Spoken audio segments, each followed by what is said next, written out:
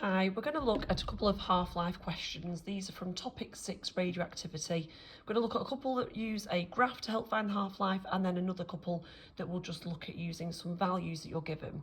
So first of all, just as a reminder to actually think about what is half-life. Half-life is the time it takes for half the radioactive nuclei in a sample to decay. So I'm just going to jot this down just so we're a reminder to ourselves. So half-life is the time it takes for half of the radioactive nuclei in a sample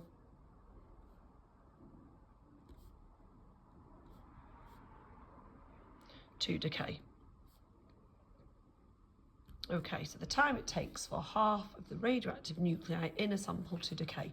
So this first question uses a graph. It says cobalt-60 is one source of gamma radiation used for food irradiation. This graph shows how the activity of a sample of cobalt-60 changes over 10 years. So if you look at the graph to start with, we'll see that the activity is always on the y-axis and the time is always on the x-axis. So initially, for this sample, there's a start, the count rate at the beginning is 8,000 becquerels. Use the graph to find the half-life of cobalt-60.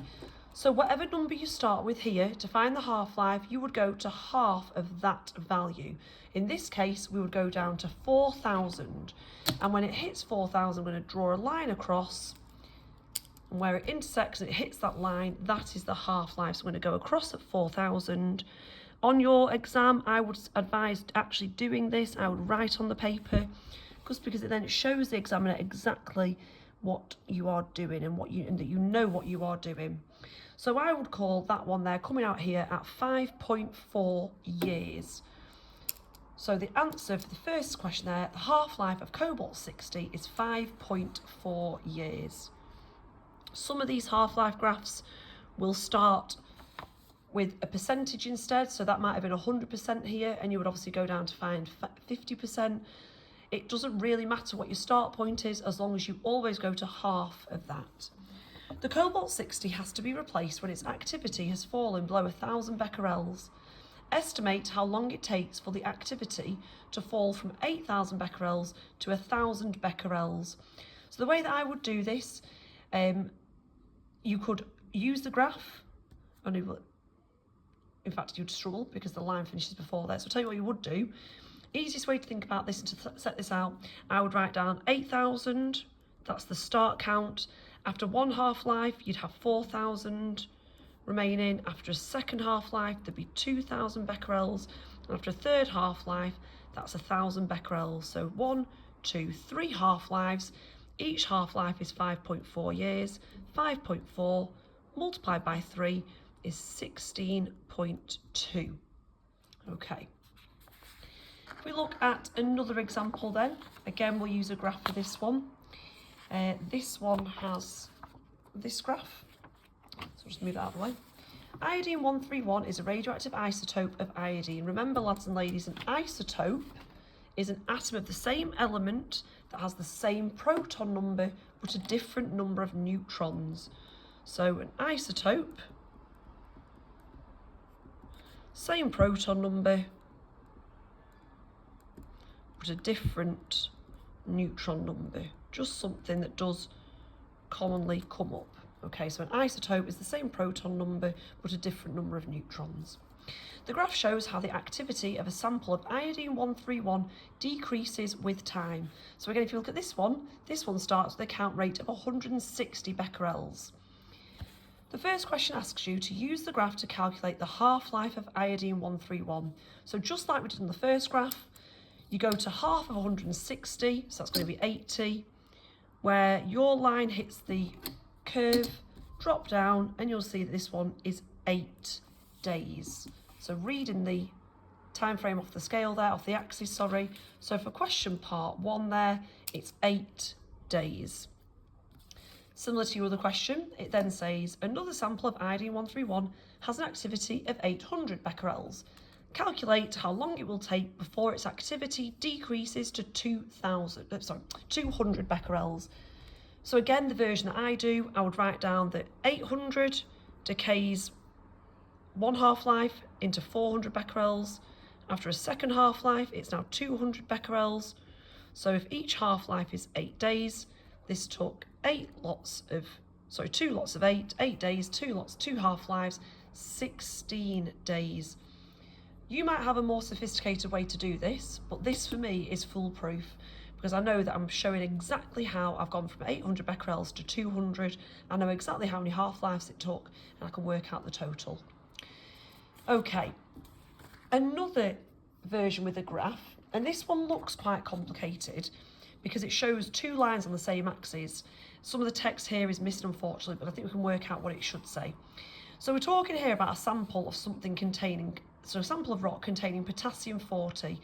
Clearly we can see that as time goes on, the potassium 40, if we look at that there, it's decaying. And what's likely happening here is the potassium 40 will decay and become argon 40. Hence why, as this one decreases, the argon increases. It says there was no argon 40 in the rocks when they were formed. When scientists analyse samples of these rocks, they find small amounts of argon 40 trapped inside. The graph shows how the relative amounts of potassium 40 and argon 40 change over time. Use the graph to find the half-life of potassium 40. So for the sake of this question, we can completely ignore this dashed line and we just want to focus on our line that is for potassium. So in this example, you'll see here, the count rate at the beginning, 0, is 100 atoms. It says there, relative number, 100. So to find the half-life, half of 100 is 50. So I go down to the bottom, so I go down to 50. I hit the line, I drop down.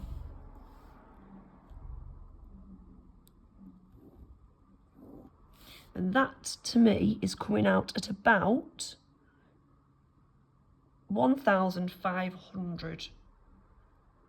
No, it's not, beg your pardon, 1,250. Apologies, there's 1,500, sorry. 1,250. Now, for a graph like this, where, you know, it obviously, depending on the line that you draw and the exact point at which you hit that line, you may get a slightly different answer to what the mark scheme stipulates. So they will always give a tolerance of what's allowed. Question part 2, but again, sorry, you can just see, same method as always, drop to half of what you start with, go across, drop down, and there's your value. Scientists analyse a sample taken from inside a rock.